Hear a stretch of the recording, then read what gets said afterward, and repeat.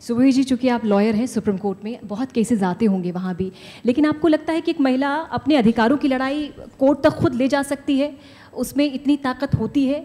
क्योंकि चाहे आप पे बहुत प्रेशर हो, दबाव हो, आप बहुत उलझी हुई हो, कहीं ना कहीं टूटती है महिला और कोर्ट जाने से बचती है। लेकिन क्या ऐसे केसेस आपके सामने आते हैं कि फिर प्रेशर में या किसी के दबाव में या फिर सपोर्ट में वो कोर्ट तक पहुँचे?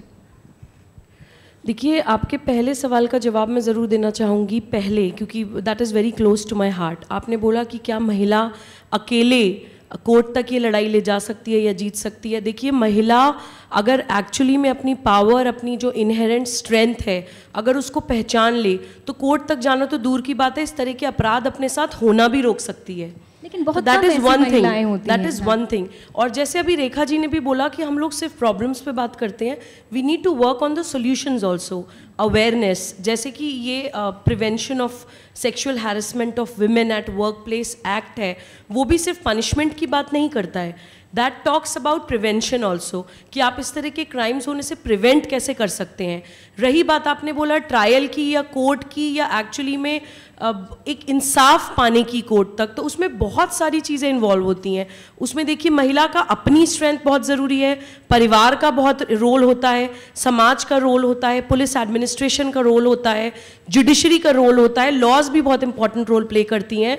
तो ये पूरा ही एक सारी चीज़ें आपस में इंटरलिंक्ड है। सभी चीज़ों में अवेयरनेस की बहुत ज़रूरत है, जानकारी, और एकजुट होकर सभी लोग अपनी जिम्मेदारी को अच्छे तरह से समझें, तो ही हम इस प्रॉब्लम का सॉल्यूशन कर सकते हैं। हमेशा मैं यही बोलना चाहती हूँ कि देखिए, सिर्फ जब रेप्स होते हैं या इस तरह की बातें होती हैं, हम सोचते हैं कि कन्विक्शन हो जाए, ज़्यादा से ज़्यादा सज़ा मिल जाए और स्ट्रिंजेंट सज़ा मिल जाए, डेटरेंट सेट हो सोसाइटी में। मैं हमेशा ये बोलती हूँ कि प्रिवेंशन पे काम करना ज़्यादा ज़रूरी है। अब बहुत से लोग बोलते हैं कि जब आईपीसी में बहुत सारे पीनल प्रोविजंस हैं, आपने क्योंकि लॉ एस्पेक्ट पे बात करी तो मैं थोड़ा सा बोलना चाहती हूँ। बहुत लोग बोलते हैं कि आईपीसी में इतने पीनल प्रोविजंस हैं सेक्सुअल हैरेसमेंट के लिए, तो ये अलग से एक्ट की क्या ज़रूरत थी वर्क प्लेस के लिए। तो देखिए, ये एक्चुअली फीमेल्स को एक sexual harassment does not mean rape. ज़रूरी नहीं है कि आपके साथ सेक्सुअल हैरेसमेंट हुआ तो आपके साथ रेप ही हुआ हो। प्लस आप जब एक ऑफिशियल, एक प्रोफेशनल एनवायरनमेंट में काम करते हैं तो आपको कुछ सिविल रेमेडीज़ दी गई हैं। हो सकता है कि आप उस प्रॉब्लम को you just want to nip it in the bud, आप उसको वहीं ख़त्म करना चाहती हैं, लेकिन still you want to work in the same organisation. आप एफआईआर तक नहीं ले जाना चाहती हैं या बात का बहुत ज़्यादा बढ़ाना नहीं चाहती हैं, तो ये एक एडिशनल रेमेडी लेडीज़ को दी गई है। ऐसा नहीं है कि आईपीसी के प्रोविजंस अप्लाई नहीं होते। एफआईआर कराने का आपके पास राइट तभी भी ओपन है, आप करा सकती हैं। अब रेप नहीं हुआ है, आपकी मॉडेस्टी हर्ट हुई है, या जैसे अभी निवेदिता ने बोला कि कोई जेस्चर, कोई वर्ड्स, किसी तरह की बॉडी लैंग्वेज, जो भी आपको लगा कि आपको सेक्सुअली कलर्ड रिमार्क्स, पोर्नोग्राफी या कोई आपको मैगजीन्स, बुक्स, किसी तरह की चीज़ दिखाई जाए, आपको डिसरोब करने के लिए कोई क्रिमिनल असॉल्ट यूज़ करी जाए, यहाँ तक कि आपका दुपट्टा भी खींचा जाए, तो आईपीसी में बहुत से ऐसे सेक्शंस हैं। सेक्शन 354 आईपीसी है, 509 आईपीसी है, ऐसे मल्टीपल सेक्शंस हैं जिसके अंडर आप एफआईआर भी करा सकते हैं।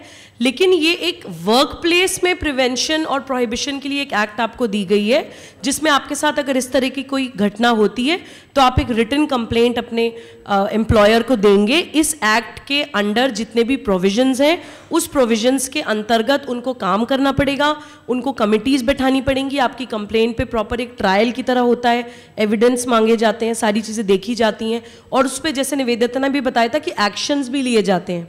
एक लड़की अपने रेजिग्नेशन लेटर में सिर्फ एक रिमार्क लिख गई कि मेरे साथ ऑफिस में ऐसा हुआ था, तो उसका संज्ञान लिया गया और उनको डिसमिस, टर्मिनेट किया गया उस बंदे को ऑफिस में। तो इसलिए ये दोनों ही चीज़ें हमें समझने की ज़रूरत है। आई डोंट थिंक कि अगर आप एक्ट भी पढ़ें, बहुत कॉम्प्लिकेटेड नहीं है। I think if I am not wrong 30 sections are there, 30 sections है। वेरी सिंपल एक्ट, आप पढ़ लीजिए। स्पेशली वर्किंग वुमेन को मैं बोलती हूँ कि आपको अपने अधिकार पता होने चाहिए, और प्रॉब्लम को बड़ा होने से पहले, और इतनी बड़ी प्रॉब्लम हो जाए कि आपके हाथ से बाहर निकल जाए, सॉल्व करने में दिक्कत हो, उससे पहले ही एक्शन ले लेना चाहिए, ताकि सामने वाला बंदा, और जब मैसेज फैले तो पूरा ऑफिस आपकी डिग्निटी को हर्ट करने से पहले 100 बार सोचे।